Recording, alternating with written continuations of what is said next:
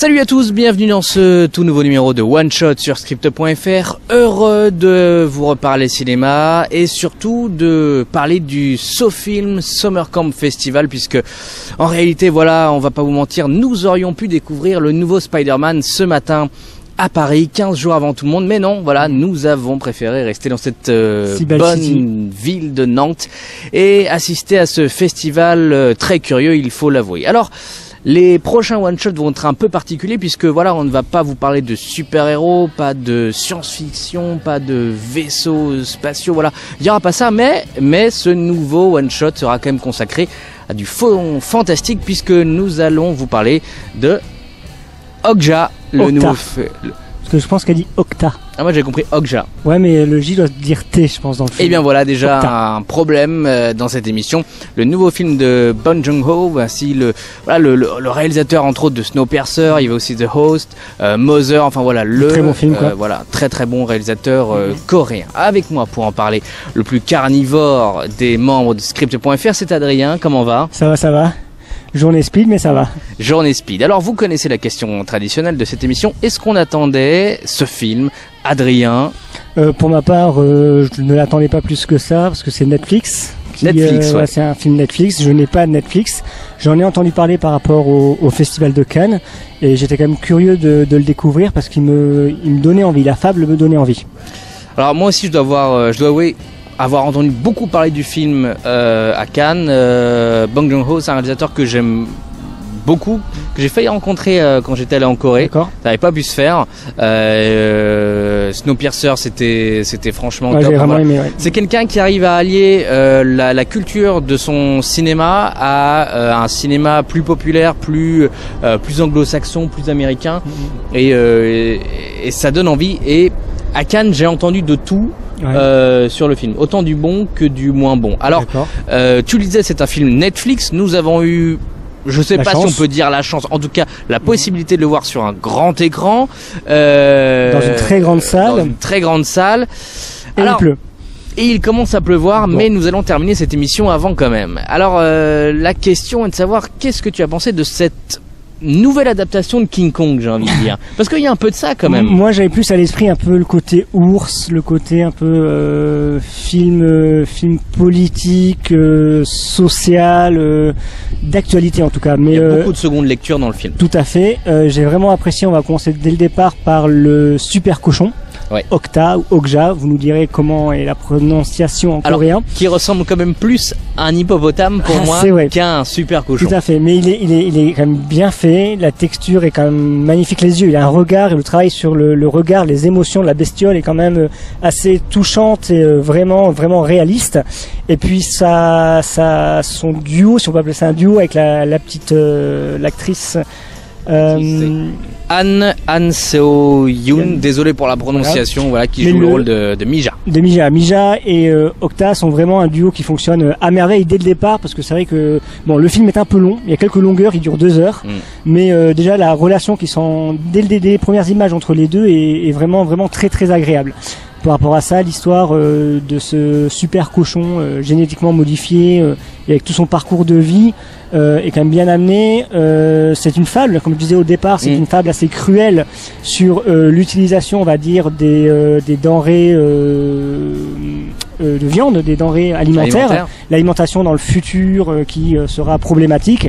Donc on essaye de trouver une solution pour remédier à ce problème, d'où la fabrication d'animaux qui ont plus de viande, plus de gras, plus d'alimentation. Donc à travers aussi le miroir de la grosse entreprise Miranda, je ne sais plus, qui est jouée par la leader, on va dire, la responsable de cette corporation, c'est notre amie Tilda Swinton, qui est vraiment exceptionnelle. Qui joue 2 rôles, sans trop vous en dire, mais elle joue 2 rôles. Mais elle est vraiment exceptionnelle. Le casting est vraiment exceptionnel du début à la fin. Les seconds rôles sont géniaux. Jack Gyllenhaal, j'adore cet acteur, et franchement là, pour moi, il m'a fait penser vraiment à Tom Cruise en Magnolia, où le gars il se lâche totalement et ça lui va très bien. Gyllenhaal, franchement génial. allez le voir pour lui, pour sa prestation, pour son personnage. Et puis tous les seconds rôles, tu vas peut-être en parler. Le grand-père et puis l'équipe un peu de Réservoir Dog. Vas-y, je te laisse passer. Ouais, non mais voilà, un peu comme toi, ce que j'aime beaucoup dans le film, c'est toutes les secondes lectures qu'on peut avoir entre la culture occidentale, la culture asiatique, le côté moderne et les traditions, la nature et la modernité, la jeunesse, je dirais même quasiment l'enfant, enfin le monde de l'enfant et le monde de l'adulte. Enfin voilà, il y a énormément de seconde lecture au film qui font plaisir. Ce que j'aime beaucoup aussi, c'est encore une fois avec le réalisateur, c'est le mélange d'un film avec il y a beaucoup de choses qui sont liées aux traditions du cinéma asiatique, même la créature. Ouais, elle fait beaucoup penser à Totoro en fait, à ces animés là, dans la fonction, dans la façon dont le réalisateur joue avec, est amené, le visuel. Enfin voilà, il y a beaucoup de choses. C'est très réaliste, c'est à la fois très touchant. Ce qui est certain, c'est que ça ne vous donne plus du tout envie de manger de viande après. Parce que c'est vrai qu'il y a toute la première partie qui est assez bucolique. On prend de l'empathie pour cette bestiole, pour la gamine. Après, voilà, il y a tout un voyage, on va dire entre guillemets initiatique, un peu aussi pour la petite gamine. Il y a ça complètement. Par rapport au fait que, comme lui dit son grand-père, un jour ou l'autre, va bien falloir que tu te maries. Tu ne vis pas qu'avec tes cochons, donc. Prends ton envol, il y a un peu ce côté, voilà, elle va découvrir la vie, la vraie, l'enfer que peut mettre l'être humain sur les animaux ou sur le monde qui les entoure par profit. Donc ça, c'est vraiment bien amené. Il y a toute une seconde partie dans un abattoir qui est quand même assez dur. Ouais, qui est assez faut reconnaître, mais visuellement, c'est réussi. Qui est réaliste dans un sens, en fait. C'est touchant, c'est réaliste, c'est cru. Il n'y a pas de fausseté dans la mise en scène, de fausseté aussi dans le message, comme tu disais. Et non, du début à la fin, le film est prenant. Même si j'ai dit, voilà, il y a quelques moments, bon. Non, bien. Moi, je suis un peu plus mitigé, on va dire, sur la partie New York, en fait, la partie États-Unis, qui pour moi, pas qu'elle se casse un peu la gueule, mais elle est moins forte. Ça se barre un peu trop en cacahuète, tu vois, le moment où il dévoile la créature entre guillemets au monde, au public. Je trouve qu'à un moment donné ça va un peu trop loin, même ce groupe un peu de défenseurs des animaux, c'est sympa, mais à un moment donné, voilà, je trouve que c'est un peu too much. Et là je vois qu'il y a un monsieur qui chante derrière et c'est très sympathique, mais enfin voilà, c'est un tout petit peu too much, mais bon, finalement ça passe parce que c'est une belle fable. Il faut, voilà, il y a un côté réaliste, mais en fait tous ces personnages, je pense notamment au perso de Jack Gyllenhaal, complètement fou. Parfois il me faisait penser au Joker, si tu veux, dans sa voix, dans ses manières. En fait il y avait un côté entre le Joker et Ace Ventura. C'est ça, c'était, mais dès le départ, dès qu'on le voit, il et non, mais il vous fait rire. Non mais honnêtement, j'étais surpris parce que je pensais pas qu'il avait cette panel, ce jeu en tant qu'acteur. Exactement. Il l'avait jamais vraiment dévoilé au public, et là on redécouvre l'acteur qui est génial, parce que je trouve que c'est un des acteurs à Hollywood qui depuis quelques années a très très bon choix de rôle et qui monte de plus en plus, et il lui manque un petit rôle qui fait que il sera le comédien indispensable aux productions. Il y avait le côté complètement à l'opposé dans Nightcrawler, qui était vraiment exceptionnel. Là il fait un autre registre. Non, il s'amuse, le gars s'amuse. Le gars s'éclate et totalement. Voilà, c'est un des super points positifs du film. Il y a effectivement d'excellents second rôles. Moi, c'est grand-père. Ouais. Il était assez touchant parce qu'il il a un côté un peu, enfin, c'est celui qui remplace le parent, mais tu sens que derrière, il a aussi envie de goûter à ce succès, à l'argent, mais que malgré tout, sa petite fille importe plus. Enfin, voilà, moi je le trouve très touchant.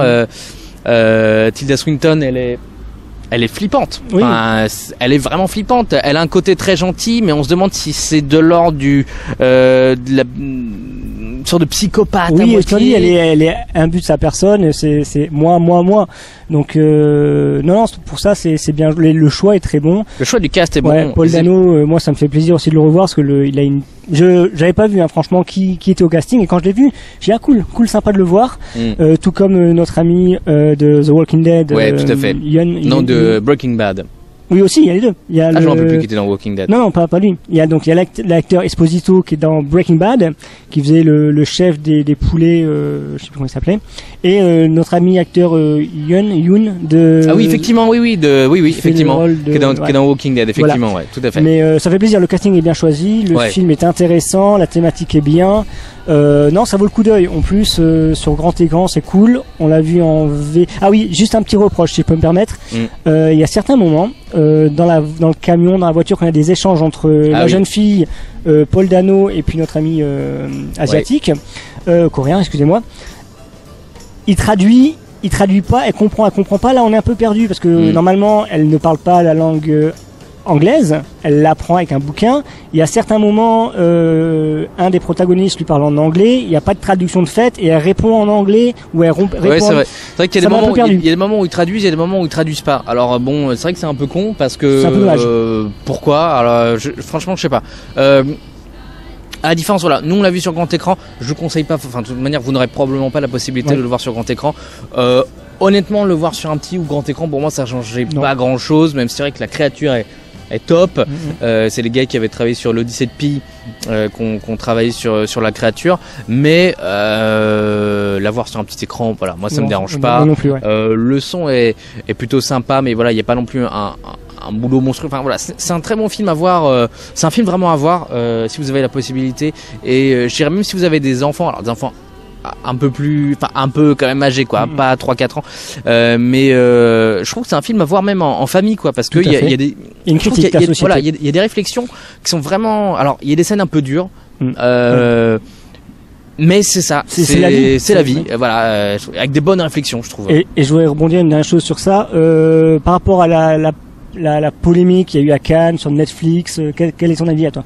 Ben non, mais Netflix, que ce soit Netflix, que ce soit Amazon, et on l'a vu à la dernière cérémonie des Oscars, ce sont des majors qui aujourd'hui proposent une certaine liberté aux réalisateurs. Alors est-ce que c'est entre guillemets le petit côté apéritif qu'on propose, voilà, et dans finalement 4-5 ans, et ben en fait Netflix, Amazon et autres travailleront comme toutes les autres majors, c'est-à-dire que c'est une industrie, à un moment donné il faut faire des sous, donner une liberté totale aux réalisateurs, c'est parfois bénéfique, parfois pas, je sais pas, mais en tout cas aujourd'hui c'est vrai que quand des journalistes interviewent des réalisateurs sur est-ce que vous auriez un jour envie de faire un film sur Netflix ou une série sur Netflix, la plupart te disent oui parce qu'ils savent qu'ils auront une liberté, que l'aspect économique en tout cas n'est peut-être pas montré au premier abord. Donc moi je pense que c'est enfin voilà, honnêtement pourquoi pas, je veux dire et alors encore plus en France parce que on le sait qu'aujourd'hui voilà, en France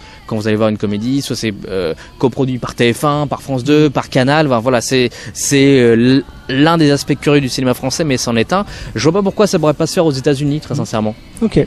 Et voilà, il y a même plein de suites de séries maintenant qui sont sur ce genre de plateforme. Il y a plus en plus de grosses séries qui sont uniquement pour ce genre de plateforme. Donc honnêtement, avoir des films, pourquoi pas. Il y avait ce film militaire que j'ai pas vu avec Brad Pitt. Avec Brad Pitt, oui. War Machine, je crois. Oui, je sais plus. Voilà, il y a le nouveau film de David Ayer aussi qui va se faire avec Will Smith. Enfin, franchement, ça peut être la possibilité de plein de choses. En tout cas, durant ces premières années, donc voilà, et encore une fois ce film Okja pour moi je trouve une belle réussite et un joli pari pour Netflix. C'est un film qui coûte 50 millions, je suis pas sûr qu'une major l'aurait produit. Tout à fait, ouais. Donc voilà, est-ce que tu conseilles à nos amis quand même d'aller voir Okja? Oui, allez-y, parce de découvrir sur Netflix Okja ou Okta, je me répète, mais oui, allez-y de bon cœur, et puis vous ne regarderez plus la viande de la même façon. Merci à tous de nous avoir regardés. N'hésitez pas à vous abonner sur notre chaîne YouTube, à liker notre page Facebook. Je ne saurais trop vous dire quelle sera la prochaine émission. On va surprise. enregistrer quelques-unes, voilà, au Summer Camp. Sinon après, voilà, il y aura Dunkerque, il y aura Spider-Man Homecoming, il y aura Valérian, etc. Mais là, on va vous parler de films un peu plus français probablement. Il y aura le nouveau film de Mathieu Amalric. Enfin voilà, il y en aura plein. Merci à tous et à très bientôt. Ciao.